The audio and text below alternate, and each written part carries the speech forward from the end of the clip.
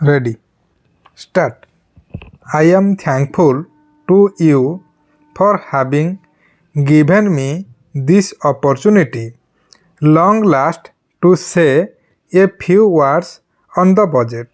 Already much has been said, and I think the finance minister has come in for his share of congratulations as well as criticisms. So there is not very much to say, but I should like to say a few words. The increased development expenditure and the absence of any new taxation has earned for the budget a good response even from the businessmen. I especially welcome the relief given to the middle classes by raising the exemption limit of income tax in respect of personal income.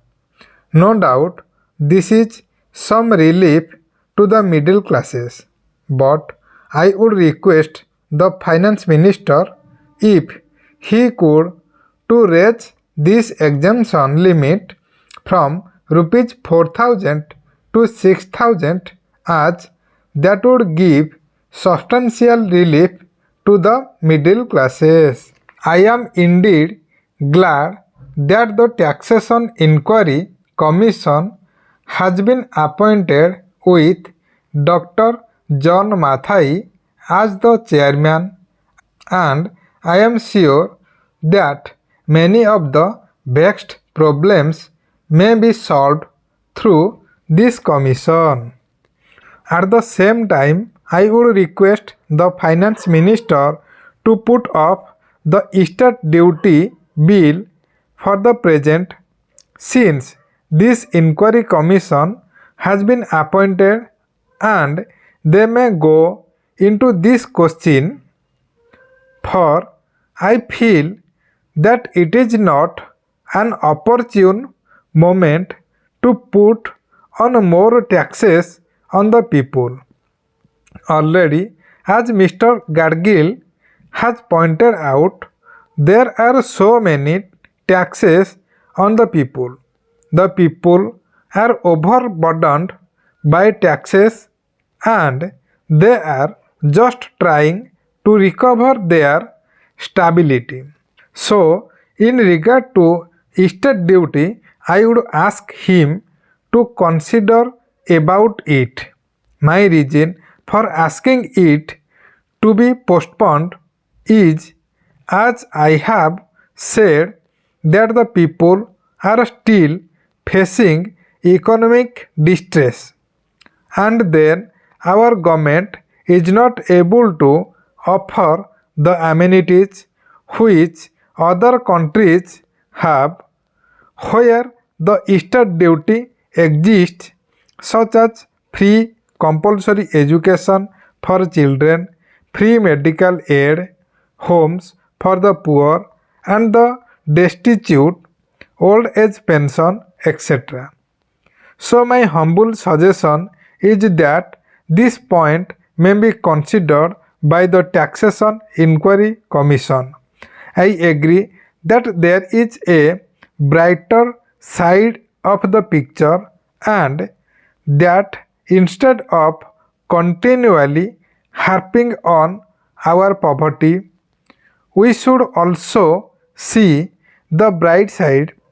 We are making encouraging progress towards laying the foundation of a welfare state.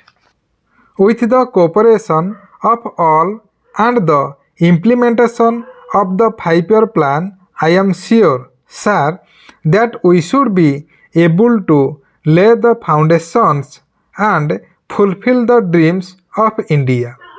It is indeed encouraging to know from the finance minister that there is a tendency of lowering food prices all over the world, and in that case the prices in our country too would be lowered. Regarding defense, For obvious security reasons, I do not agree with my friends who say that the expenditure should be curtailed. It is not advisable to take any undue risks and slacken the defense arrangements. Indeed, defense is one of our valuable assets, although, though strange to say, there seems to be adverse opinion in some quarters. I agree with what General Caripa once said, that God and army are remembered only when there is trouble. The army consists of the most disciplined and loyal set of young men. It would not be proper to effect economy in the pay of these brave officers, as it would not be an incentive for the right type of young men to join the army, and it would become ineffective and inefficient. I believe already officers who were drawing rupees 1400 as their pay are now getting only rupees 700 and about rupees 100 as allowance. That is, they are getting about half of what they were getting before. It is very hard for those officers on field duty to establish separate establishments for their families and for their children, and I would specially appeal to the finance minister to see that the family allowances may be restored to those officers who are on field duty. Economy in army could be effected in other ways. There is scope for more efficient operation of defense industries, which process seems slow, and by purchase policy of utilizing goods and stores indigenously manufactured. Preference should be given to country-made war materials such as could be produced here, and they would be cheaper than foreign-made goods. I may also suggest that the armed forces who are not on field service or under any operational commitments could be utilized for giving military training to the youths in schools and colleges, which would teach discipline and loyalty. The university authorities should make military training as part of their compulsory education, just as they have adopted social, domestic, and political sciences. The National Cadre Corps is already inculcating military training in some universities such as Bombay and Kolkata. But if military training is made compulsory for our university students, it will be go a long way.